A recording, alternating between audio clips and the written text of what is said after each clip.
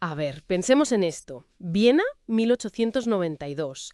Elizabeth Monroe, una joven de 24 años, inteligente, vital, y de repente sufre unos dolores de piernas terribles. Hmm. Tanto que apenas puede caminar. Y lo más raro, bueno, dos cosas. No hay causa física aparente y ella parece tranquila, con esa belle indifference que decía Freud. Exacto, esa calma sorprendente ante algo tan incapacitante. Y justo ese caso, el de Elizabeth, es el que nos va a guiar hoy. Perfecto.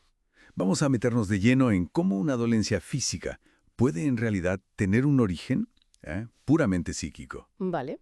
Nos basaremos en esos textos pioneros de Breuer y Freud, la comunicación preliminar del 93 y, claro, el historial clínico de Elizabeth que escribió Freud. ¿Y el objetivo? ¿Qué buscamos entender hoy? Pues desentrañar eso que llaman la determinación psíquica del síntoma. O sea, cómo ese dolor de Elizabeth no era casual, sino una expresión súper precisa de su mundo interior. De acuerdo, vamos allá. La comunicación preliminar ya de por sí ponía sobre la mesa una idea. Bueno, hoy quizá no nos sorprende tanto, pero entonces fue rompedora, ¿no? Totalmente.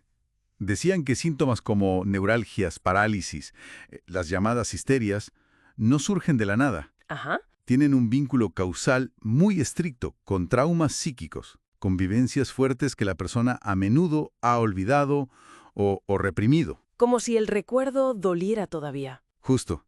Ellos decían que la persona con histeria padece en gran parte de reminiscencias. El recuerdo actúa como un cuerpo extraño, ¿sabes? Que sigue activo, fastidiando en el presente. Entiendo. Y en Elizabeth, esos dolores tan raros, su reacción al examen, todo eso ya le hizo sospechar a Freud. Aquí falta algo, pensó. No es solo orgánico. Y ahí entra la famosa triple determinación del síntoma, ¿verdad? Como si el conflicto mental moldeara el síntoma en 3 niveles. Eso es. Tópica, funcional y simbólica. Empecemos por la tópica, si te parece. Vale. Tópica. Se refiere a dónde aparece el síntoma. Correcto. El conflicto elige un sitio específico del cuerpo, no cualquiera. En Elizabeth, al principio, los dolores se centraban en puntos muy concretos del muslo derecho. ¿Y se sabía por qué ahí? Pues Freud, tirando del hilo en el análisis, lo conectó con el tiempo que pasó cuidando a su padre enfermo. Ella recordaba apoyar justo esa pierna en la cama de él cada día mientras le cambiaba los vendajes de su pierna enferma. El contacto físico, la postura. ¿Qué conexión más directa? Y luego, cuando apareció el dolor en la pierna izquierda, se asoció a otros recuerdos dolorosos, esta vez relacionados con su hermana muerta y sus cuñados. La zona de dolor podía incluso ir creciendo, sumando áreas nuevas conectadas a nuevos conflictos. Entiendo lo del lugar, pero es siempre tan literal. Un recuerdo pegado a un punto exacto. Suena casi demasiado perfecto. Es una buena pregunta. A ver, Freud no lo veía como una fórmula matemática exacta, pero sí encontró conexiones muy significativas y sí, a veces sorprendentemente literales. Vale. No siempre es tan obvio, claro, pero en casos como el de Elizabeth, la conexión tópica era bastante clara. Y esto nos lleva a la segunda, la determinación funcional. Funcional.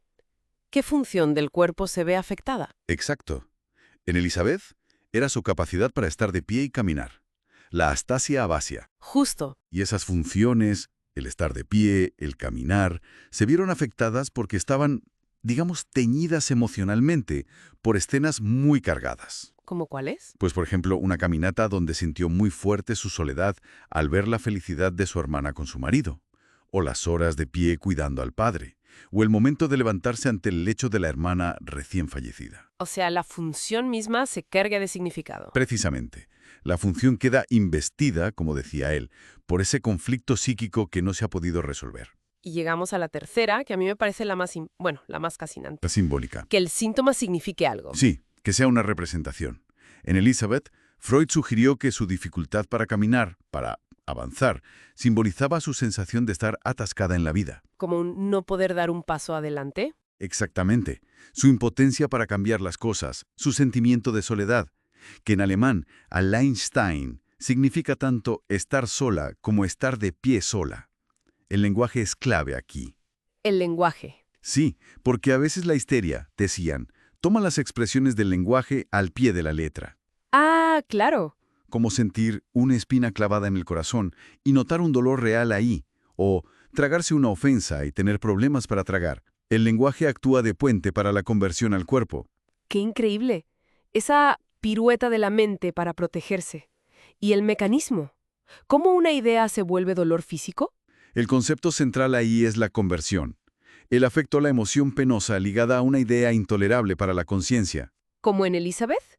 Quizás sentimientos hacia el cuñado que no podía aceptar. Por ejemplo, ese afecto se desvía, se convierte en una inervación corporal, en un síntoma físico. El dolor psíquico se transforma en dolor físico para evitar el sufrimiento mental directo. Uf, qué complejo. Y eso requiere como una división interna, ¿no? Sí, una decisión de la conciencia. Una parte de la mente sabe, pero otra lo bloquea y deja que el cuerpo hable. Entonces, la cura sería desandar ese camino, revertir la conversión. Justamente, el método era la abreacción. Ayudar a la persona a revivir el recuerdo traumático, pero esta vez dejando salir toda la emoción reprimida. Hablarlo, sentirlo. Exacto. Expresar ese afecto con palabras en la terapia permitía descargar esa energía y, digamos, recolocar el recuerdo en la historia personal de una forma menos dañina. Entendido. Entonces, lo que nos enseñan estos primeros casos, como el de Elizabeth, es que los síntomas físicos pueden ser mensajes increíblemente precisos del inconsciente. Son como jeroglíficos del cuerpo, sí. Hablan de nuestra historia, de conflictos, de símbolos muy profundos. Y eso fue una revolución, claro. Poner sobre la mesa esa conexión mente-cuerpo tan íntima. Totalmente. Abrió la puerta a entender el sufrimiento de una forma mucho más completa, reconociendo que lo que vivimos y sentimos puede, literalmente, grabarse en el cuerpo. Pues nos deja pensando. Si una experiencia olvidada, un sentimiento reprimido, pudo crear un dolor tan real como el de Elizabeth, ¿qué nos dice eso a nosotros? ¿Deberíamos escuchar más atentamente a nuestro cuerpo, a esas molestias sin causa clara? Quizás sí. Quizás nuestro cuerpo nos está contando historias que necesitamos escuchar.